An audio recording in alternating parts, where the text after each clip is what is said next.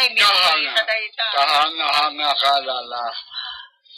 Ano nga pala ang sagot ng isang malanding babae sa alok sa kanya ng isang lalaki na, Miss, inom ka ng beer. I do not know. Ay, Kaya ikaw, Remily. hindi ko rin po alam eh. Ang sagot ng babae ay, salamat na lang, pero nasisira ang legs ko sa beer. Abay, namagaba. Tibikting nga. Kung minom sa tiday. Hindi na mamaga, kundi bumubuka. Bumubuka tilig sa kaya.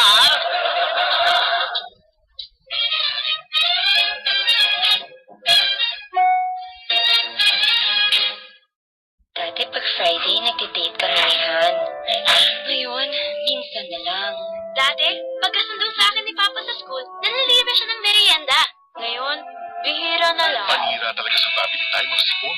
Mag-Neosep na with Simplemex formula. Mas mabilis magpagaling kaysa 2 week lang at pahinga. Sipon ko 4 days, 2 days na lang sa Neosep. Oh, mag-movie tayo at kakain sa labas. Totoo? Full-time data ko, no? Sa Neosep, half-time ang sipon. Full-time sa pamilya. Clinical studies prove that chlorpheniramine cuts colds in half. Phenylephrine, chlorpheniramine, Valiant, paracetamol is the generic name of Neosep. If symptoms persist, consult your doctor. Watanayota! Anak, bakit bihira na kitang makitang magsimba? Sa totoo lang, Father, nagsisimba ako dahil gusto kong magdasal at magpasalamat sa Diyos. At hindi para pakinggan ang inyong paninira sa RH bill. Ay, sa impyerno ka babagsak.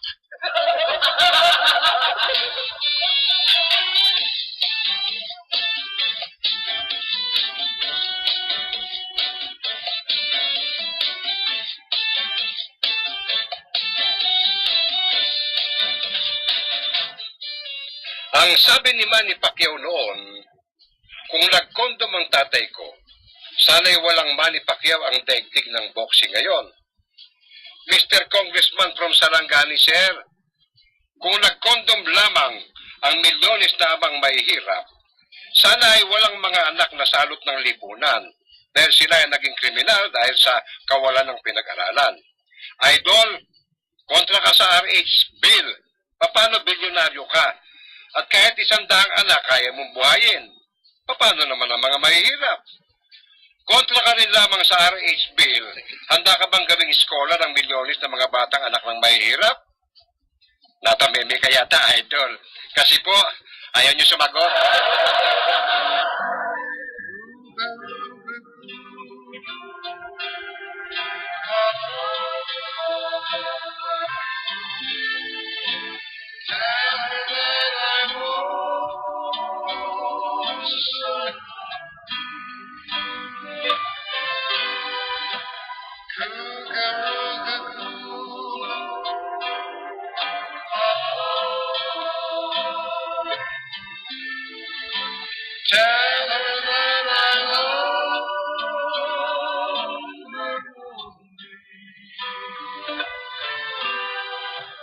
Please, pretty little dove, hurry to my love, tell her this story.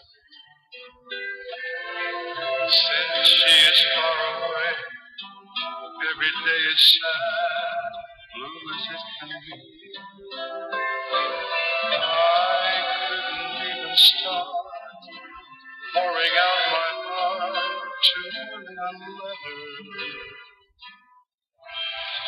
Walang iyang buhay to. Bakit kaya hindi mabalita sa diaryong kawalang yaan ginawa ng anak ng isang senador sa kanilang driver sa loob ng 20 taon? Bakit, Maki? Nanong ligawan ang anak sa kanilang driver? Eto na ang lunch mo, Maki. Ay, salamat, Roma. Yung para sa tatay ko, ihatid mo na lang sa aming sweet shop. Dinala na ni George Bush, di ba, kulang? Maki, Oh. kung ano to sinasabi mong hindi nabalita sa media? Yung kabastusan ng anak ng isang senador. Ano bang nangyari?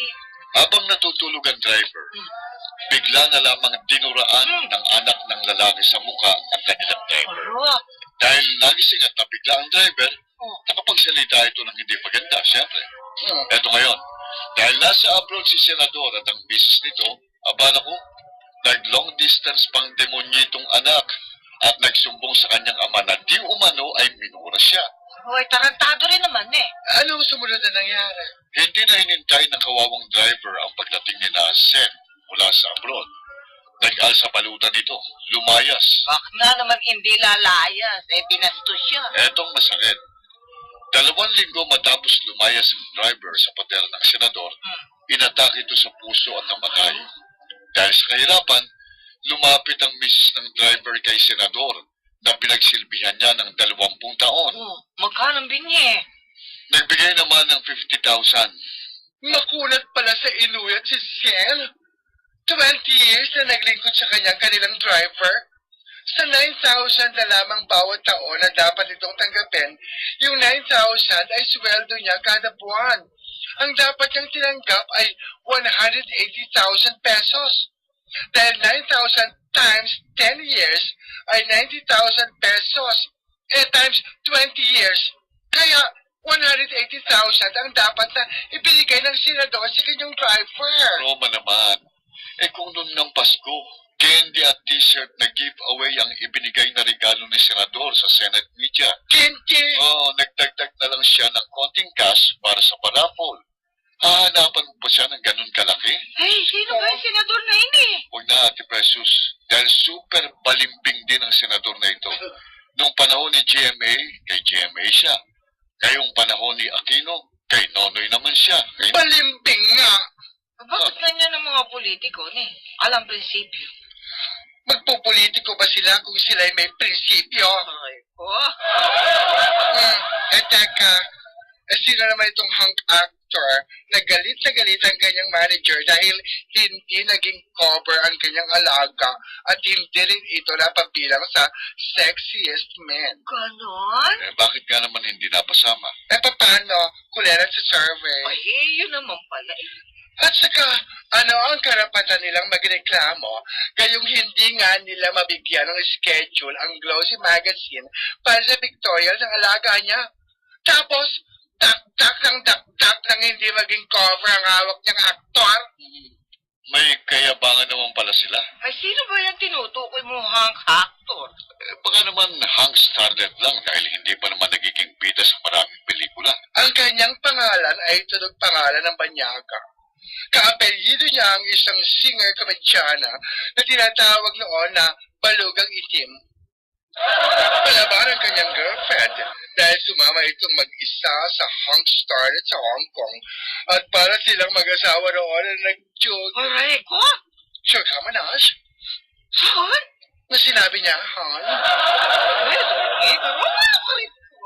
Alam ko na kung sinong tinutukoy nyo. Sino magiting? Sino?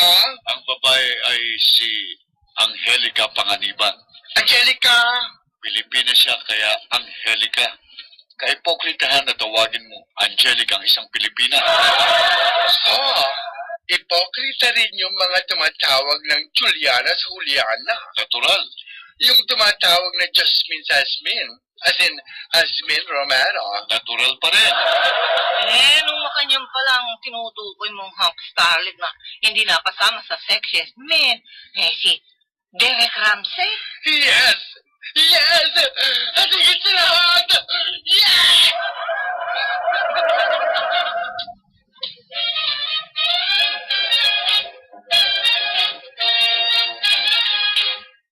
Need broadband at home? Subscribe to a smart home broadband now and enjoy their broadbandest blowout. Broadband just blowout? Yeah, if you subscribe now, you'll get 1 month subscription free. 1 month free? But wait, there's more. You'll also get a smart gold light SIM free. Smart Gold Light SIM free? But wait, there's more. You'll also get an HP printer free. HP printer free? So what are you waiting for? Subscribe now. All 3 for free? That's one fantastic offer! But wait, there's more. Meron ba? Yep, me too. See posters and flyers or visit smart.com.ph/grow for more details. Promos from March 4 to June 4 per DTI NCR permit number 1871, series of 2011.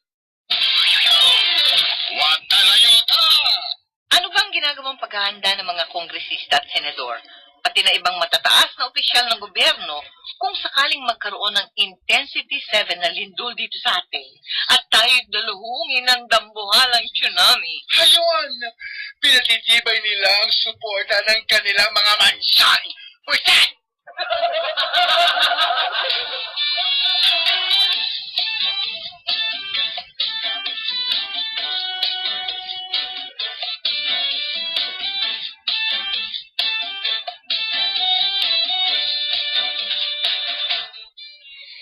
Suki po ninyo kami rito sa San Nicolas, Coron, Palawan. Lalo na ang Ulitaw, Lahato, Marquez at Salata. Wala kay Gigi Ulitaw. Meron pa lang apelido Salata? Akala ko, sardinas lang ang Salata. Number 1 po kayo rito sa El Nido, Palawan. Pakibati po ang pamilya Antoy, ang aking Mama Anita, Papa Bert, at si Nawena, Jane, Bernadette, at Bert Jr. It's me, Nico. Kuya Fundi, napakaganda po ng panulat niyo ngayon. Totoo pong lahat ang inyong sinabi. Kung nagkataon po na isang kakaning-isik lang at hindi isang senador, si Lacson, sigurado, andar ang Senado sa committee hearing na televised pa at sasabihin, in aid of legislation. Napakalaking sarswela po talaga ang nangyayari sa sistema ng politika rito sa Pilipinas. Ang may sabi, 0928-266-6210. Aba, numero ang pangalan niya. Parang preso.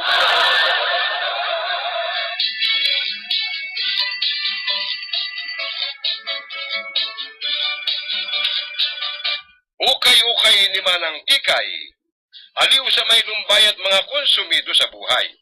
Ito ay nilikha para sa radyo at mula sa script ni Manong Fundador si Soriano. Madali ang maging tao ngunit mahirap ang magpakatao.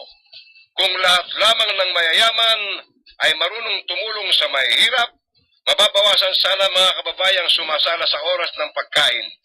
Ito ang paniniwala ni na Manang Tikay Luz Fernandez, Manong Aki Tony Angeles, Manay Precious Lolita del Mundo, Maggie Phil Cruz, Rupa May Chiquit del Carmen Amor, Remilyn Vilma Borromeo, at Roma Bobby Cruz. Special participation, Fundi Soriano bilang Kikong Maliit, Manong Flaviano, Crispy, at ang inchik na si Huhong. Musika, Buboy Salonga. Sound effects, Eddie Legaspi at Bernabe Bascao. Technical supervision, Salvador Bong Muyar. Ito po naman si Benjamin Murito Mercado ang nagsasabing, lahat ng kabutihang ginawa mo sa kapwa, sigurado, garantisado, ang kapalit ay iba yung pagpapala. Hanggang sa muli, sa ating numero 1 komedya satirika, Ukay-Ukay, ni Manang Tikay,